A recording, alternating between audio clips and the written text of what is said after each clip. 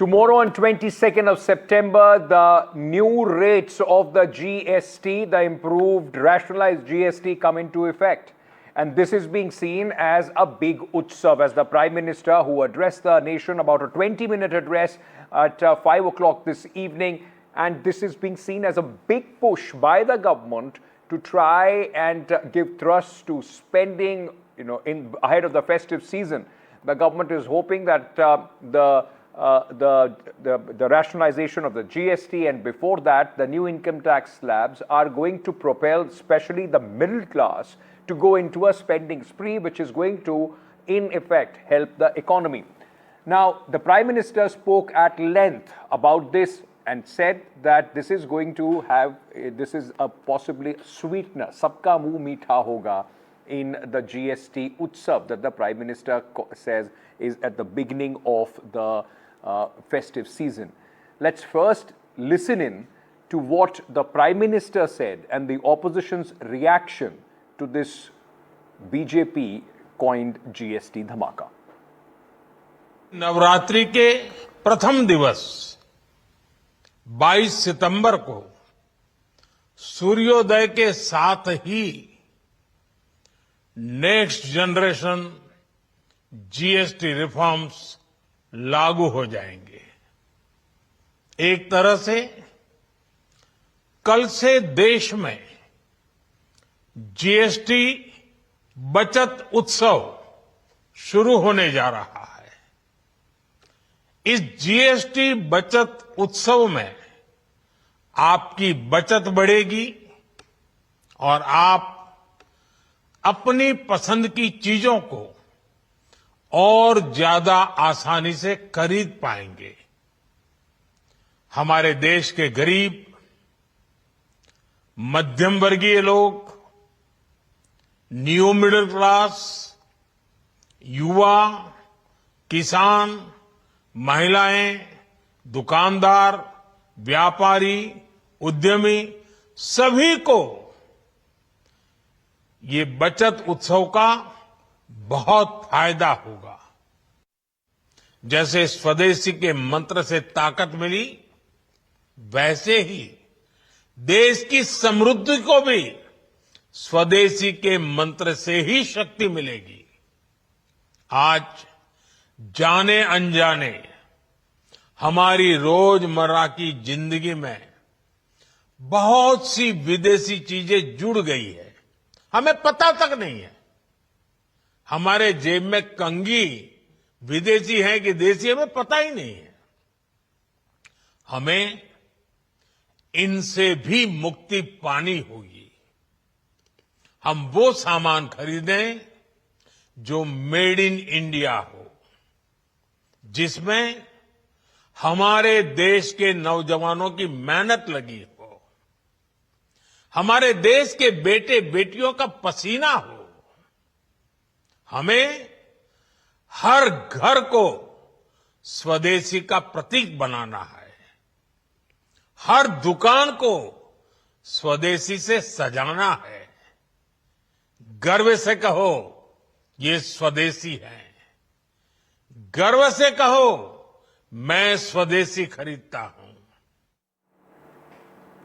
Now, the opposition has also, in fact, TMC and the Congress say that this was an idea which they have been mooting for a very long time, and it was, in fact, their insistence that the BJP and the government, Modi government, has in fact rationalized these slabs. They go on to say that this should have happened much earlier. Why did the Prime Minister wait for 8 years?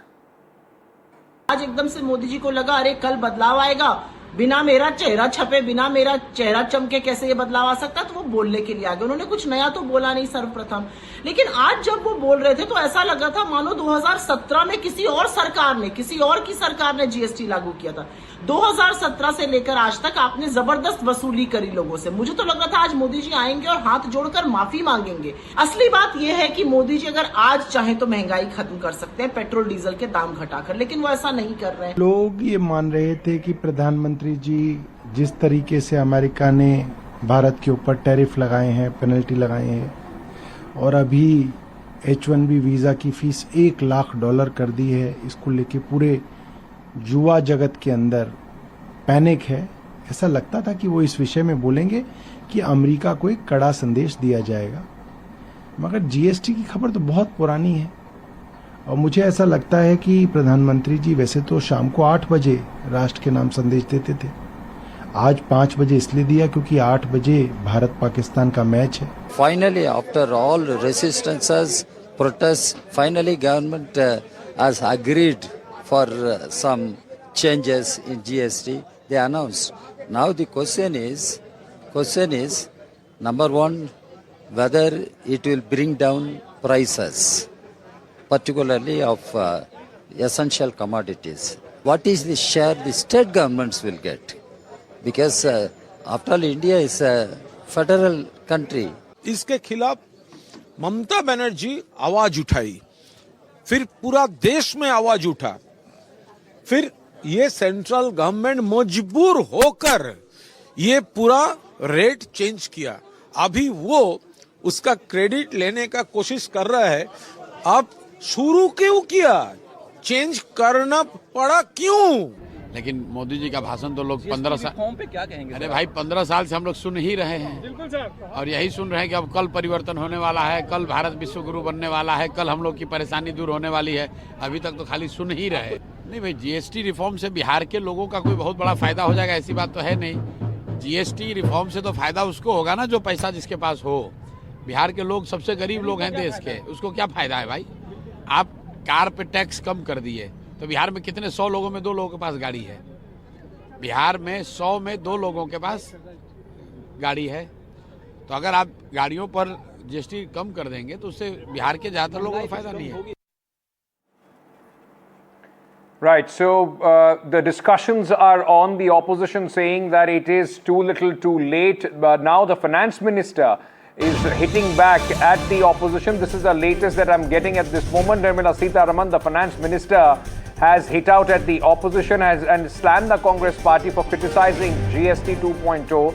In fact, the finance minister has said that the Congress and the opposition is spreading negativity ahead of the festive season, and they are unnecessarily criticizing the GST rollout. All right, that's the finance minister. But let me very quickly at this moment go across to Professor Gaurav Vallabh, member of Prime Minister Narendra Modi's Economic Advisory Council. Professor Vallabh, thank you so much for speaking to us. Let me begin by asking you, sir, some of the opposition members are saying the GST slabs, the date of implementation, all this was known. What was the need for the Prime Minister to come out and make this speech? Do you believe that it was important for a Prime Minister to, ahead of the festive season, to give this push, a thrust for the spending, the result of which we will see in the next 2 quarters? There are 2 messages. Opposition is not able to understand Hindi, so that's the reason they might be making these statements. Number 1 message, that how to boost consumption in the economy. As per the SBI's research, with the 12 lakh rupees or up to 12 lakh rupees of income, no tax, and with the GST rate reduction which will be implemented from tomorrow, there will be a boost in the consumption to the extent of 5,31,000 crore. So Prime Minister wants to give boost to the consumption by increasing the disposable income in the pockets of the middle class, new middle class, and everyone in the economy. Point number 2, Ankit, the message is very clear that the GST rate reduction and 12 lakh up to 12 lakh rupees of income, no tax, that is going to boost the consumption. But that consumption should be from the manufacturing of MSMEs in India. So consumption in India and by India. That is the message which was given by the Prime Minister. So tomorrow onwards, when the rate reduction will come, everyone who is going to improve the consumption in the economy, because our disposable income got increased, we are going to ask whether this is make in India or not. Because we have 2 intentions, improve the consumption and move towards the Atmanirbharta of the country. Can I also ask you, what are the challenges? Because the fact is that, of course, announcement has been made. It's not automatic that everybody, or whether it's FMCG, cars are, of course, going on and they are saying that they are going to pass on the GST benefit to the consumer. Is the challenge for the government for a smooth rollout to check that this actually is being passed on to the consumer? Government is very acutely and very keenly observing whether the rate reduction benefits are passed on to the final consumers or not.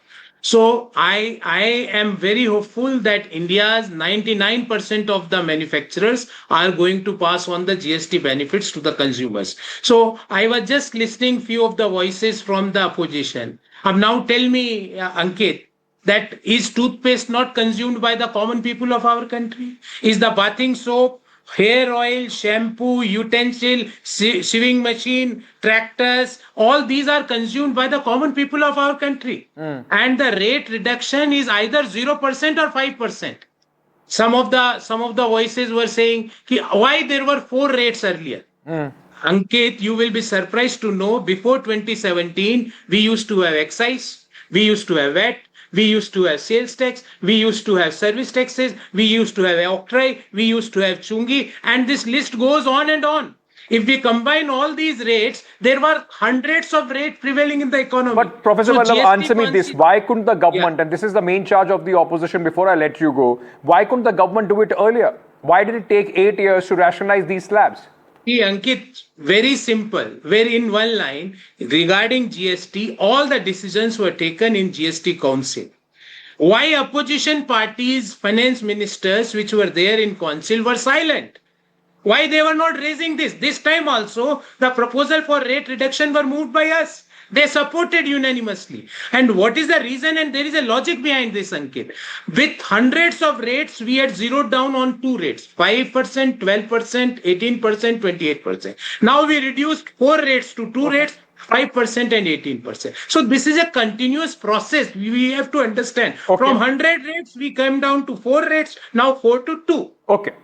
Thank you so much, Professor Vallabh, for joining us here on NDTV. Let me also now open this up to our panel. T.S. Singhdeo, former Deputy Chief Minister of Chhattisgarh, Senior Congress leader, is with us on this broadcast. We also have Tuhin Sinha, National Spokesperson of the BJP. Sujata Pandey, political analyst who supports the government, is with us. And so is Kapil Madan, political analyst, supports the opposition. Thank you so much for all of you to joining us on the broadcast. Let me start with you, T.S. Singhdeo Sahab. You understand the workings of the GST Council as well as somebody who has served the Deputy Chief Minister and Finance Minister of Chhattisgarh.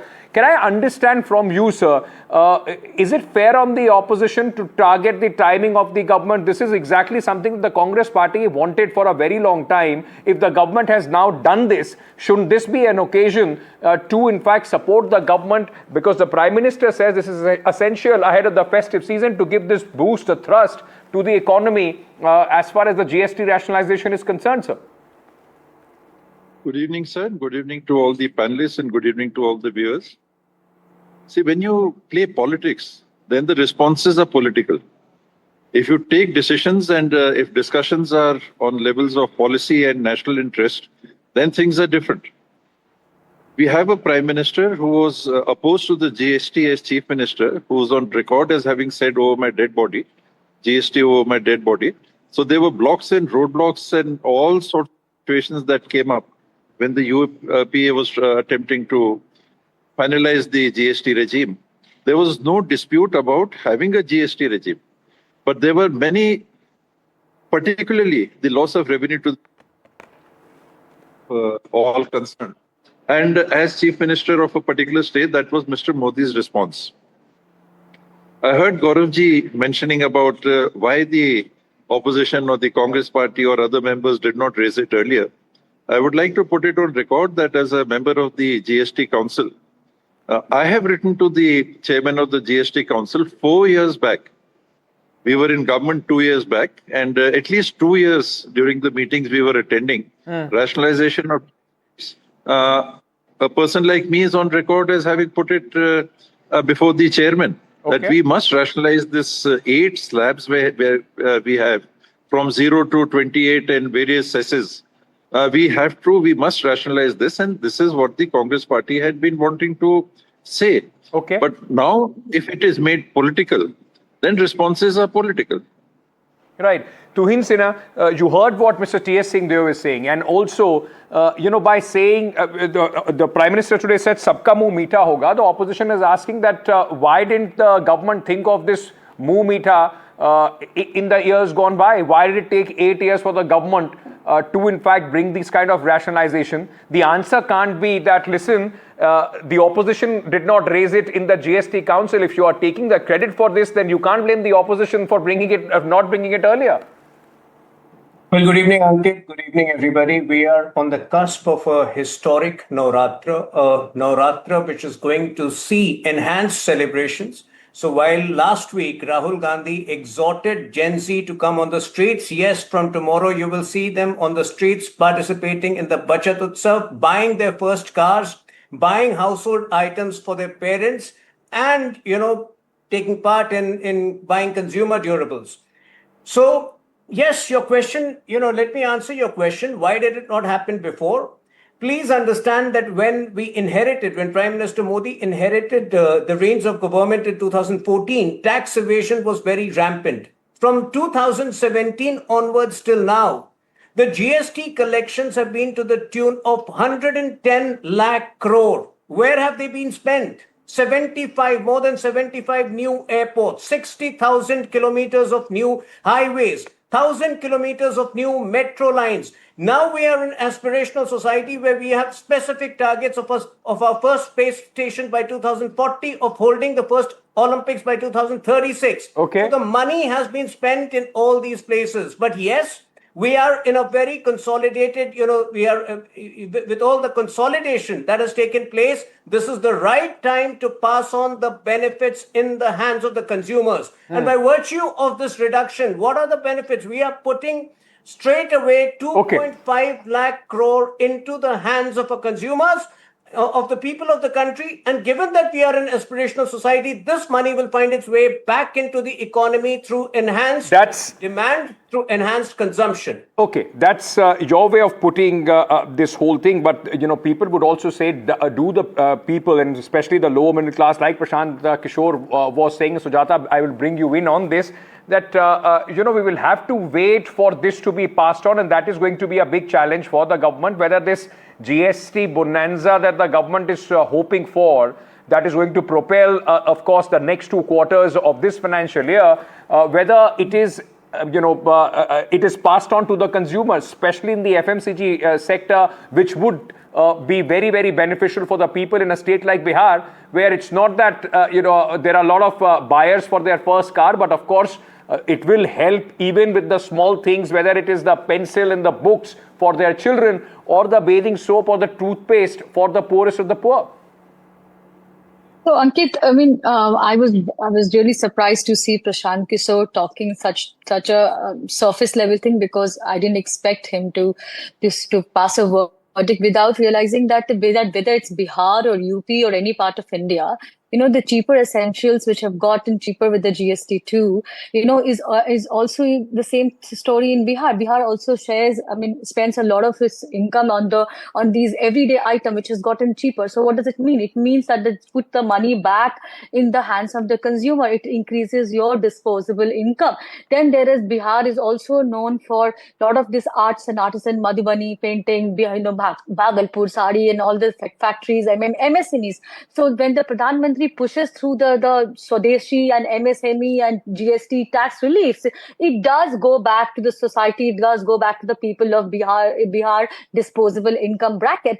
Then there are GST reliefs on the healthcare. We know how Bihar is struggling on a lot of health sector fronts. So when you give GST reliefs on the healthcare, insurances, etc., it does benefit the people of Bihar as it benefits the entire India. Then it also just specifically for Bihar, the migration is a big problem. So when you increase the disposable income, when you push Swadeshi, when you employ more and more people, when you say, okay, this is Swadeshi, I'm going to buy Swadeshi, and that sentiment is pushed right from the top, by the Prime Minister itself. Pushing the sentiment is one thing, and what happens and whether it meets the ground realities is something else. And Kapil Madan, coming to you on that, No, I agree with you. Prime Minister has hit the right chords, but the fact is that there are certain other ground realities that will have.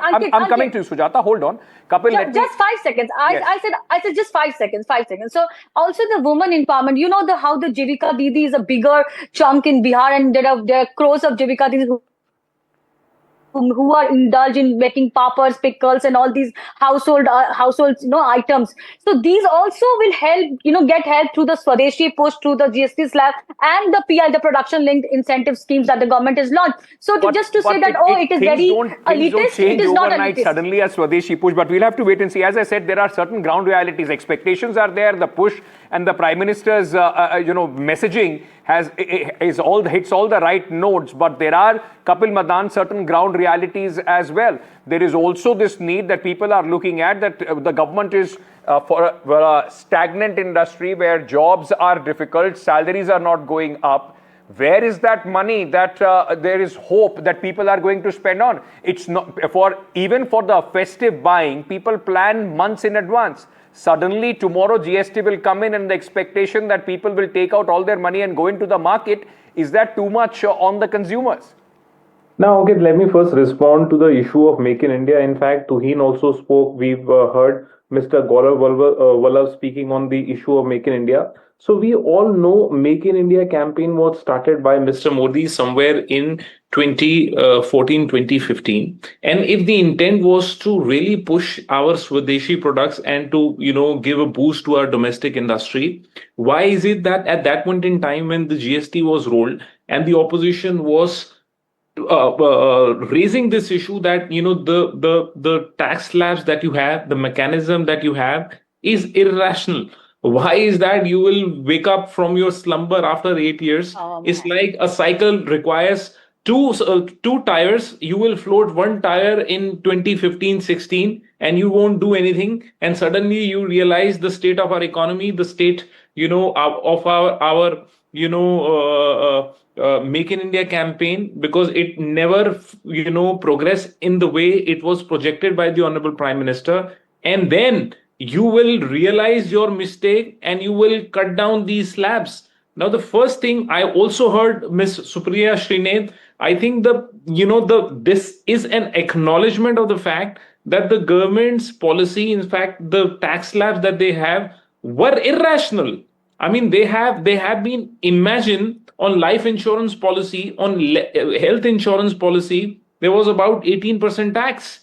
Now, in fact, in a situation like this where, the person would expect that the government would provide healthcare, government is not able to provide healthcare, and the individual wants... Even if I agree with what you are saying, the fact is, if the government has finally given relief, should we, keep beating them down on the fact they did not give it 8 years back? Or is it also, in any system which is moving parts, there will be mistakes made and then realization that takes place. The government, even if by going by your argument, accepts that, shouldn't that be taken as a relief for the consumers? Ankit, definitely I agree with you. This is something that was required because, they've also realized on essential items, they were charging 18%, like breads, etc., ghee, etc., and they've, gone in that. I support that. That should have been done. But imagine a government who have taken 8 years to implement this. Okay. 8 years. It's not 8 months. Okay, I need to... I'm sorry, you need to. I'm sure everybody wanted to make a point. I see all fingers up, but I'm really sorry. I'm totally out of time. I have to, Sujata, it won't work. I have to wrap it up here. There is an important interview that we have to play after this short break. Thank you so much to all my guests. I apologize for the paucity of the time. We'll try and get all of you back for a larger discussion on this. At this moment, a short break. We are coming back.